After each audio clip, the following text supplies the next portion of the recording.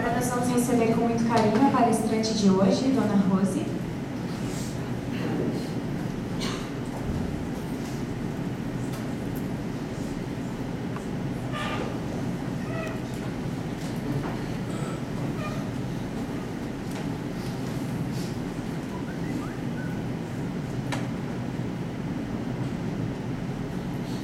Boa noite a todos. Que Jesus nos abençoe, com tanta gente maravilhosa olhando para a gente. Ficamos felizes, porque tantos jovens. Isso é uma coisa que enternece o coração desta criatura que já passou dos 60.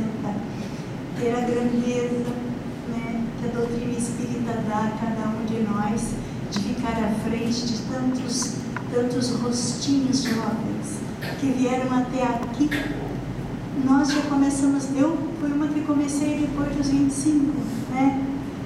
E vendo até crianças sentadas, enternece sinceramente. Nós trouxemos um tema hoje que nos comprometemos de falar no mínimo 3 vezes ao ano: o amor. Vai tu e faz o mesmo. É o texto que nós vamos estudar.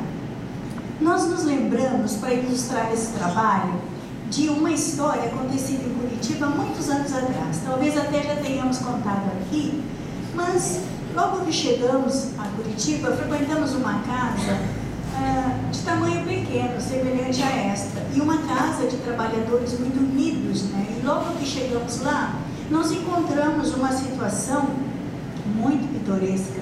Comentava-se muito acerca de uma situação que havia acontecido com uma senhora de 86 anos, que já havia sido presidente da casa por duas gestões, e nessas gestões tinha sido uma criatura muito bondosa, um coração maravilhoso, e passara por uma situação gravíssima.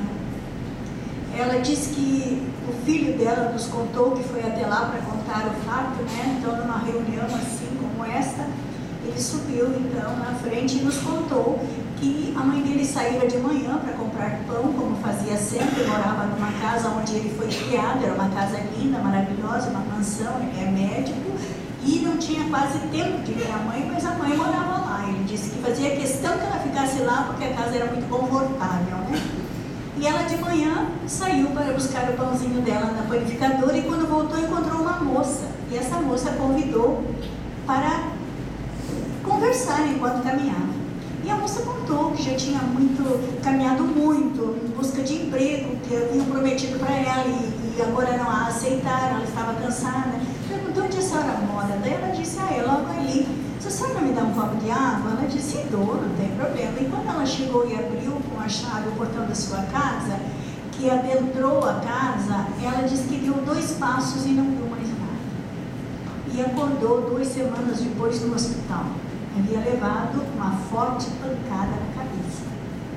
E aí então ela ficou sabendo, através do seu filho, que haviam feito uma limpeza na nossa casa, tinham tirado tudo.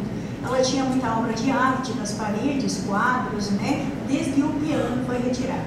Tudo que ela possuía foi levado, claro, de caminhão, embora, né? E ali onde nós nos encontrávamos, na casa, o comentário era do risco que todos nós corremos nos dias de hoje, da dificuldade que é de você sair à rua, nenhuma segurança, do jeito que nós estamos hoje, acuados pelo medo, pela falta de segurança que todos nós temos. Inclusive, alguns ventilavam, bem que Jesus disse: vigiai e orai, nós precisamos vigiar, essas pessoas são muito maldosas e tal. E alguns comentavam: pois é, a gente pensava: puxa, mas o vigiar não é da boca para dentro, é da boca para fora? Porque Jesus tinha um sentido muito especial nesta palavra, né? Nesta frase, né? Vigiar e orar. Estava falando da nossa alma, vigiar o nosso íntimo, né? E aí aquilo corria, a boca solta, né? Todo mundo. Mas Dona Valentina, era o nome dela, retornou para casa 1 mês após o acontecido e pediu a palavra. Disse que naquela noite ela faria a exposição doutrinária, pois queria contar o que havia acontecido. E primeiro lugar, nos encantamos com ela, porque era uma senhorinha, 86 anos, mais robusta, forte, de altura mediana, mas extremamente enérgica no falar, assim, né? Mas quando ela abriu a boca e começou a contar, que era um prazer enorme ela estar ali, porque ela veio ali compartilhar de algo que havia acontecido na vida dela e que tinha sido extraordinário, extremamente maravilhoso, ela disse. Se vocês acreditam que uns amigos muito especiais estiveram na minha casa e me livraram de todos aqueles entulhos que eu tinha. Há muito tempo eu pedia para o meu filho que aquelas obras, ela fez assim, tipo, entre parênteses, né, entre aspas, aquelas obras de arte fossem retiradas de lá e fossem vendidas para que eu pudesse então fazer uma casa melhor para nós, aqui na Casa Espírita, para que eu pudesse desenvolver melhor a ação social. Mas meu filho achava que era jogar dinheiro fora. Dizia, não, mãe, deixe lá, são obras que estão conosco há 3 gerações. E ela disse, 3 gerações e eu carregando aqui nas minhas costas esse fardo pesado. Mas esses amiguinhos me deram a alegria de carregar o fardo pesado por mim. Eu não estou mais com esse problema, ela disse. E vocês nem imaginam o que houve de melhor nisso. Eles me deram uma pancada na cabeça que ajeitou as minhas ideias. Que eu estava assim, sabe, sem graça pela vida, achando que tudo já tinha acabado, eu já não me encaixava aqui, não me encaixava ali, sempre tem um jovem para fazer o serviço que um idoso poderia fazer, ela disse, e eu estava meio triste, e eles vieram e bateram na minha cabeça e enfileiraram os meus neurônios. Eu estou muito bem, estou pronta para trabalhar, como os jovens, ela disse, eu quero voltar para a ação social, eu quero trabalhar intensamente, porque hoje o ninho que eu moro é o que eu sempre sonhei na vida. É um apartamentozinho deste tamanho. Ela disse, sala, cozinha e banheiro. Eu disse, e o meu quartinho lá? Eu não preciso de mais nada. E meu filho concordou comigo. Eu tenho a minha cama, meu guarda-roupa, tenho uma cadeira, uma TV, um fogão, uma geladeira e uma mesa. Isso é o que eu tenho. E eu não preciso de mais nada, porque dentro da concepção, hoje, eu tenho já é demais. Porque eu não preciso de mais nada, eu tenho vocês, ela dizia para nós. Eu tenho cada um de vocês, que eu tenho certeza que estão loucos para me dar um abraço, porque eu retornei, falando com a gente, contando. E aí ela convidou a todos nós, que fizéssemos naquele momento, uma vibração para aquelas criaturas que a haviam visitado naquele dia. Ela disse principalmente por aquela moça muito sofrida. Enquanto caminhávamos, eu senti o que ia acontecer. O meu anjo da guarda disse, terás de ser forte, mas vais estender a mão a um estropiado. E ela disse que tudo bem. Ela não sabia de que maneira ia ser, mas ela confiou no Pai e se deixou levar. Então ela pediu que orássemos com ela, e ela fez uma oração lindíssima, que a gente percebeu que naquele momento a vibração dentro da sala era extraordinária, e nos comovemos todos, porque vibrava nela o amor mais puro por aquelas criaturas, os doentes da alma. Enfim, nós começamos a refletir acerca disso, volta e meia, para uma dessas exposições que se fala do amor, nós nos lembramos da Dona Valentina, mulher valente, que fez honra ao nome que carregava. Hoje, infelizmente, está desencarnada, ou felizmente, porque está no plano espiritual trabalhando por nós. Né? Mas nas experiências terrestres que se vive, sempre é um instante em que nós indagamos de nós mesmos, e isso é muito comum, principalmente conosco. A gente indaga, né? Em que ponto nos achamos quanto ao desajuste espiritual? Porque seguimos uma doutrina, uma condução religiosa que nos dá esclarecimentos que nenhuma outra dá. Portanto, nós não temos como nos queixar de que não sabíamos, que não tivemos orientações. Nós temos todas possíveis. As obras básicas nos trazem ensinamentos que não tem explicação de completos que são. Fora isso, grandes estudiosos organizaram apostilas para os estudos, e as casas espíritas se esmeram em nos passar técnicas e práticas de desenvolvimento do nosso espírito para a nossa evolução. Então é muita coisa que nós temos recebido. Mesmo assim, acontece o desajuste espiritual. O que houve com a harmonia que, segundo a minha fé, deveria existir no meu coração? Por que é que eu temo, como nós conversávamos antes da Dona Valentina retornar, do risco que todos nós corríamos, do medo, da insegurança que nós vivemos nos dias de hoje? Mas e Deus, soberanamente bom e justo, que não deixa que um fio de cabelo caia da cabeça de um filho seu, sem que tenha uma razão justa para isso? Por que é que este medo toma conta do nosso íntimo, impedindo que a gente trabalhe nas ações do bem, estenda a mão para as criaturas que de nós precisam? Muitas vezes, até uma criatura mal encarada na rua que nos estende a mão, estremecemos. Só quer talvez uma moeda e a gente não consegue. Muitas vezes nos identificamos em perturbação evidente, com medo.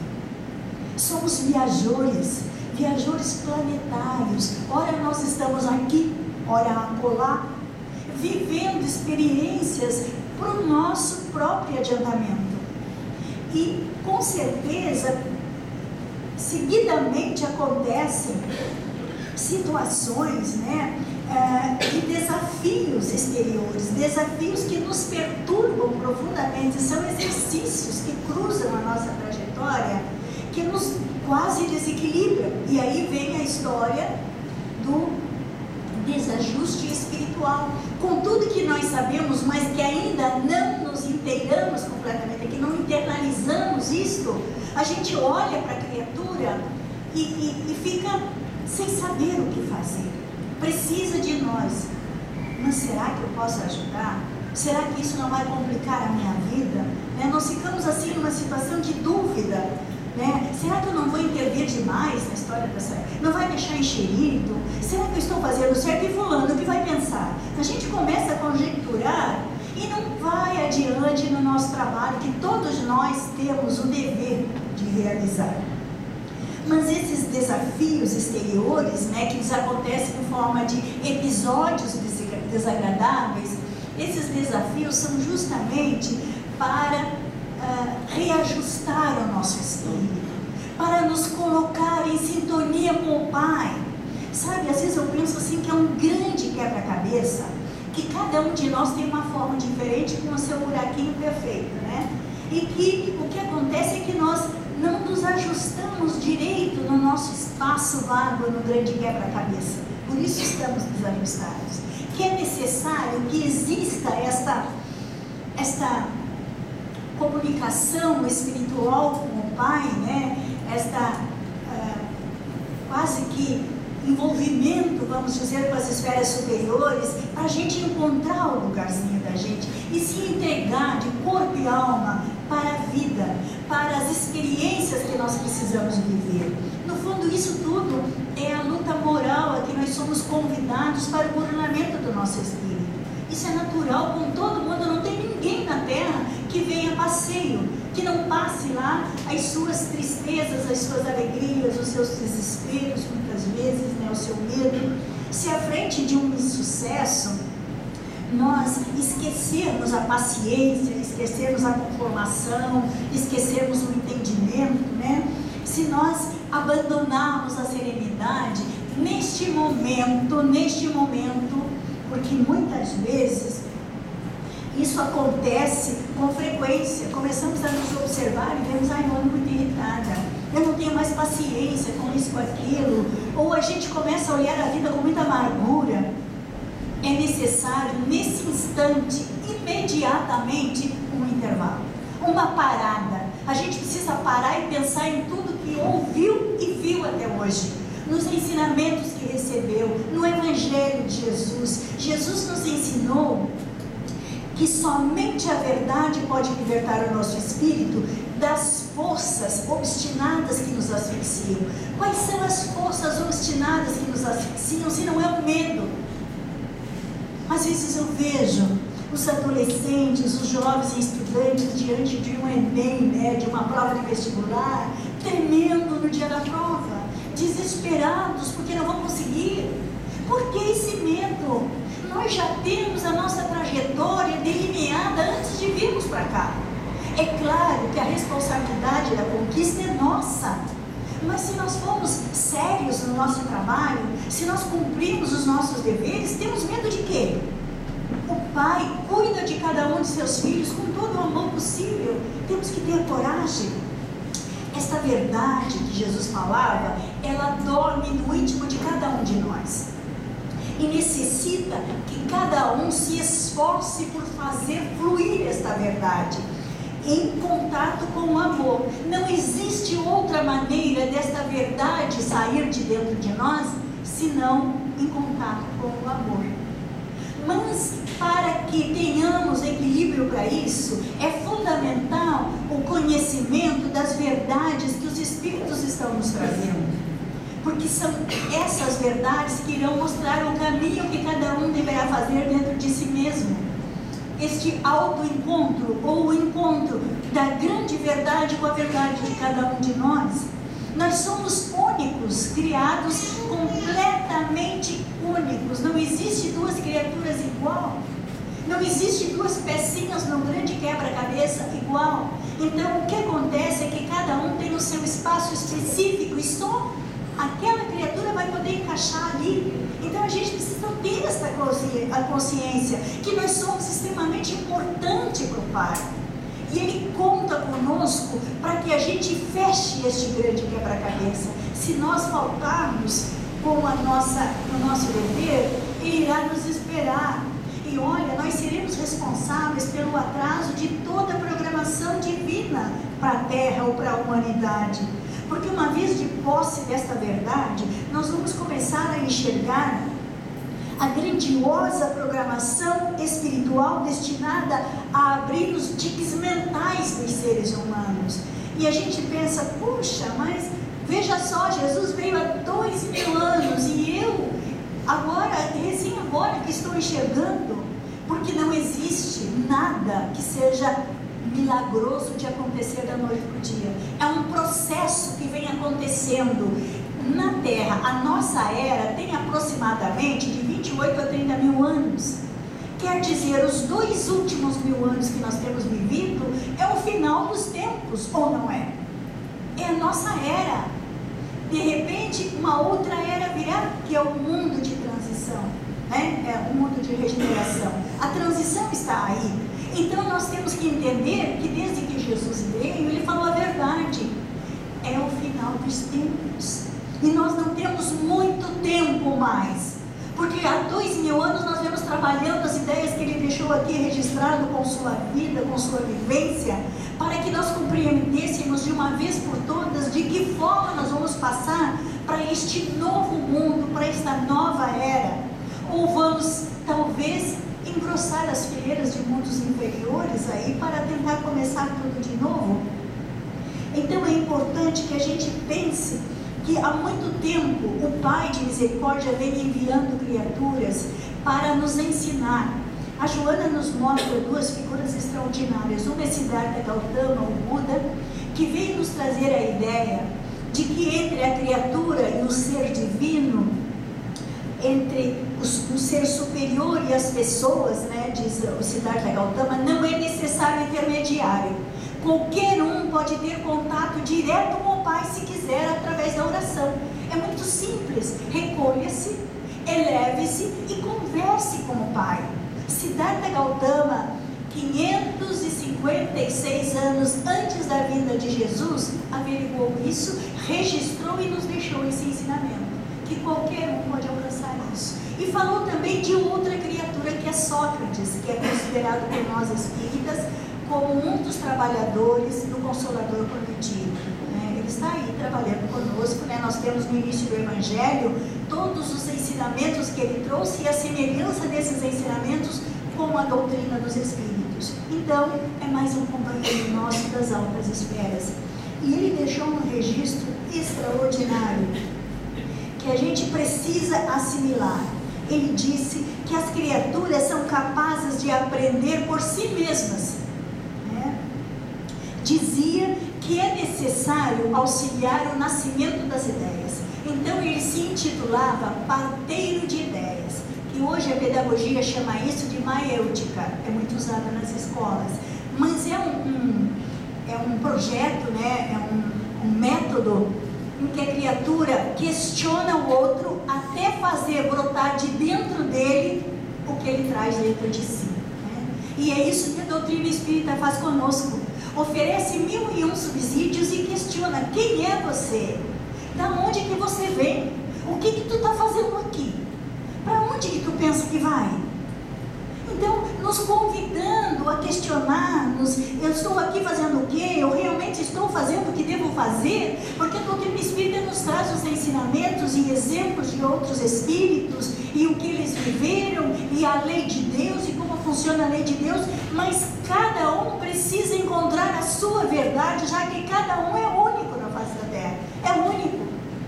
Então tem algo extraordinário preparado só para ele, dentro dele mesmo.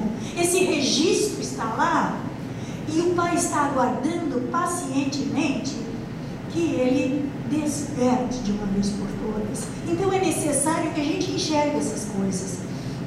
E aí a mentora desfia ponto por ponto todas as ligações desses ensinamentos desses dois homens maravilhosos, né? Dois espíritos fantásticos, e vai mostrando o quanto a sabedoria, né, está sendo esparcida por todas as partes do mundo, está sendo irradiada por todos os lugares. E aí ela lembra um toque de Jesus, que Jesus, certo dia, ele olhou para uma criatura e disse: vai tu e faz o mesmo. E aí vamos pesquisar, e é na parábola, uma das mais faladas do bom samaritano, que Jesus disse esta frase, né? Então ele disse esta frase para um doutor da lei, mas tudo que Jesus dizia era para todos nós. Então, quando ele disse essa frase, nós nos lembramos da parábola e fomos estudá-la. E rapidamente nós vamos tocar nela aqui, que é a história do viajante que foi assaltado, perdeu tudo que tinha, né, para os ladrões, e aí eles machucaram muito e largaram ele numa vala. Passou um sacerdote de Jerusalém, não deu bola. Desceu o levita de Jerusalém, também não deu a melhor bola. Aí passava por ali um samaritano que tratou das feridas, colocou a criatura no cavalo, levou para a hospedaria, pagou ao hospedeiro a estadia dele lá, ainda pediu que cuidasse dele até que ele voltasse de viagem e foi fazer o seu trabalho. Então essas questões Jesus colocou para aquele homem que perguntou para ele qual seria a maneira que ele poderia agir para ganhar o reino dos céus. Aí Jesus pergunta para ele: o que está escrito na lei? E ele disse: amarás o Senhor teu Deus de todo o teu coração, de toda a tua alma e com todas as tuas forças, e ao teu próximo como a ti mesmo. Faze isso e viverás. Aí ele disse: mas quem é o meu próximo? Então Jesus contou toda a história do samaritano, né, que cuidou do homem. Aí então Jesus pergunta para ele: quem foi o próximo do estropiado da vala? E ele disse: aquele que usou de misericórdia para com ele. Aí Jesus disse: vai tu e faz o mesmo, nos lecionando a pureza do amor desinteressado, deixando completamente o medo de lado. Porque quando nós precisamos estender a mão para alguém, nós temos que estender a mão completamente desinteressado daquilo que nós achamos melhor para nós mesmos, porque senão não é caridade, é interesse. Então é importante que a gente enxergue o ensinamento de Jesus de uma forma pura, porque a misericórdia é uma das coisas mais extraordinárias para que o ser humano venha a viver aqui na terra, ver nos seus irmãos aquilo que eles mais precisam, e principalmente para com aqueles que não nos amam, aqueles que nós não conhecemos, ou aqueles que nós temos as nossas peneiras dentro da família, que nós sabemos que muitas vezes o estrupiado dorme na nossa cama, né? Muitas vezes come na nossa mesa, e nós esquecemos de ver e de atender às necessidades daquela criatura. Por isso que Jesus disse: vai tu e faz o mesmo. Atenda a esses irmãos que precisam de você, se você quiser viver a vida eterna. E desenhou esta parábola lindíssima, que tem milhares de interpretações, e quanto mais a gente lê com ponto e vírgula, mais coisas extraordinárias a gente encontra nela. Numa outra ocasião a gente vem aqui para fazer análise em outro aspecto, porque agora a gente quer registrar seguir esses exemplos, né? Joana nos diz, repetindo o convite de Jesus, que é o exercício do amor, ela diz o seguinte, essa frase, nós queremos que levem para casa: examine na hora de encostar a cabeça no travesseiro, pensem, porque cada um dos senhores, inclusive eu, não estamos aqui por acaso, não. O nosso anjo guardião exaustivamente trabalhou para que viéssemos até aqui, para que ouvíssemos esse ensinamento que o Mestre Jesus nos trouxe. A Joana diante me diz: a quantos se te acerquem, e onde estejas, e conforme te encontres, ama. Quer dizer, esqueça que você pode correr riscos, esqueça que você talvez não tenha condições, entre aspas, que é que nós usamos, né? Sabe que Jesus, quando perguntou ao doutor da lei o que estava escrito na lei, e ele diz: ama de todo o teu coração, de toda a tua alma e com todas as tuas forças, ele quis dizer o seguinte: coração naquela época indicava o espírito e o corpo físico. Então ame com todo o teu corpo físico, quer dizer, a tua energia física, e com todo o teu espírito, quer dizer, entregue-se. Quando falou alma, entendia-se naquela época que alma era a inteligência do ser humano. Então, use de estratégias, pense o teu auxílio, faça o que tu puder fazer de melhor. E forças indicava as tuas posses. Ame com todas as tuas posses. Aquilo que tu possui, divida, ofereça ao outro se o outro precisar. Depois de expor isso aí, saindo, uma senhora chamou e disse: eu tento fazer, mas aí vai me faltar dinheiro para pagar o meu aluguel, né? Eu tenho pessoas que precisam, eu dou, depois eu não posso pagar o aluguel, eu tenho a luz e a água. Aí a gente explicou na hora, que com certeza, na hora até nos assustamos com essa pergunta.